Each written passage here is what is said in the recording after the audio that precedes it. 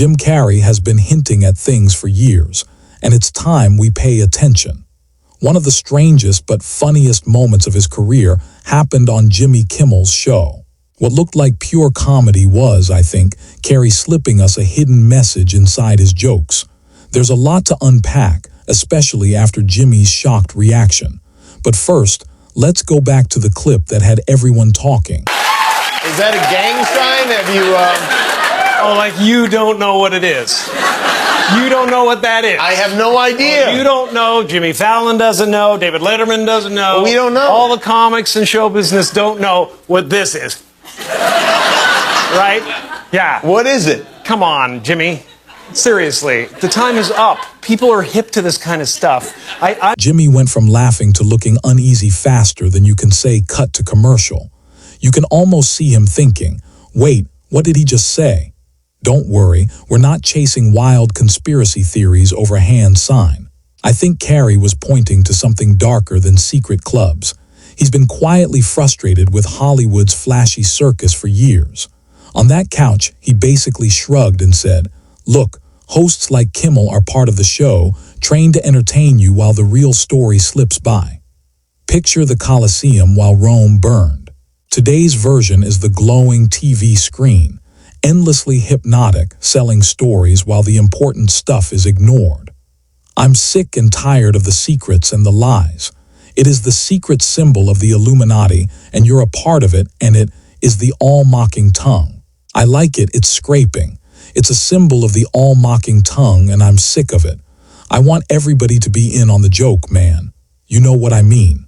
Like for years now, talk show hosts, people on television, people in sitcoms have been hired by the government to throw you off the track, to distract you, to make you laugh and stuff like that, make you happy and docile so you don't know what's really going on. He said it right to Kimmel's face, hidden behind enough humor to make it untouchable. When comedy carries the message, the truth can slip past defenses. For anyone who's followed Jim Carrey's journey, this isn't surprising. The once wild comedian has become quieter and more thoughtful, focused on life's biggest questions. He's searching for meaning in a world obsessed with noise, a privilege many never reach because they're drowning in shallow entertainment, petty politics, and empty distractions. And where do those distractions come from? The very industry he's been part of his whole life. As Carrey once said, I wish everybody could get rich and famous and do everything they ever dreamed of so they can see that it's not the answer. So, is this really about Jimmy Kimmel himself? Probably not. But Kimmel is clearly part of a bigger machine, a group of cultural influencers guided by forces above their pay grade. Late-night comedy has turned into something darker. Propaganda disguised as jokes, ideology hidden behind a laugh track. From the pandemic to the war in Ukraine to our most divisive social fights, the pattern has stayed the same. Push the narrative, package it as kindness, and keep the audience distracted. If you think that's an exaggeration, check this unsettling clip from Kimmel a few years ago. It's a perfect example of how easily someone can drop a shocking comment if it's from the approved side of politics. Dr. Foss said that if hospitals get any more overcrowded, they're going to have to make some very tough choices about who gets an ICU bed. That choice doesn't seem so tough to me. Vaccinated person having a heart attack. Yes, come right on in. We'll take care of you. Unvaccinated guy who gobbled horse goo. Rest in peace, Wheezy. The poison control centers have seen this spike in calls from people taking this livestock medicine to fight the coronavirus. But they won't take the vaccine, which is crazy. It's like if you're a vegan and you're like, no, I don't want a hamburger. Give me that can of Alpo instead. Most people couldn't have gotten away with a remark that harsh, especially in the middle of a pandemic. But Kimmel has leaned hard into mocking one side of the political divide, happily ridiculing the other. Sure, it gets attention and viral clips, but respect. Jim Carrey doesn't give that out easily. What stands out is how Kimmel steps into controversy without backlash from producers. That's not luck, that's protection. He's part of a media class with a safety net, and that privilege is what makes Carrey raise an eyebrow. Why do some people get a free pass? Maybe because when you serve the empire, the circus is always welcome. It keeps the crowd entertained while power does as it pleases. And that's the slumber Carrey keeps trying to wake us from. To prove the point, here's another clip. Jimmy Kimmel making sharp jokes about Donald Trump's death and getting nothing but applause. If those 3 judges he appointed to the Supreme Court take this case and rule against him, he is going to blow a whale-sized windmill out of his. I mean, it might actually. This could be it. Sometimes I wonder, once Trump has been gone and buried on the 18th hole of one of his golf courses, will things get better, or will we have a whole new crop of MAGA brains to deal with?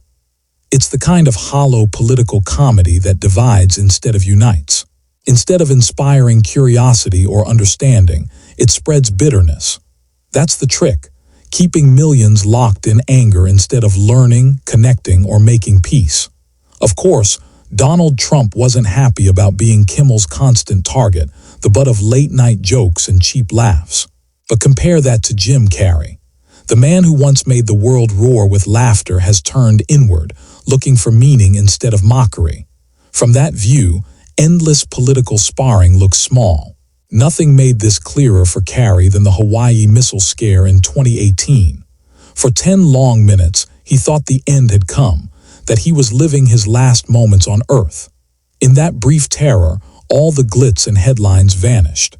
Life's fragility became clear, and all the noise seemed pointless. I sat on the lanai and looked out at the ocean, and at that point I just started going, okay, well, what can I do with this last moment of time? And I just decided to go through a list of gratitudes. And honest to God, I could not stop thinking of wonderful things that have happened to me and blessings that I've had. So it was lovely. It was lovely. And I got to a point of grace. But about 2 minutes to spare when I found out it wasn't actually happening. And all I was planning to do was close my eyes and be thankful because it's been a good ride. In the last several years, Jim Carrey's outlook has changed greatly, not just from age but from loss. The death of his girlfriend in 2015 forced him to face mortality. Fame, spectacle, and headlines started to feel like a shallow carnival of fleeting thrills, where few stop to ask why they're even there. Maybe that's the quiet challenge hidden in his words, to resist being lulled by every new trend, every fake panic, every shiny distraction the media spins.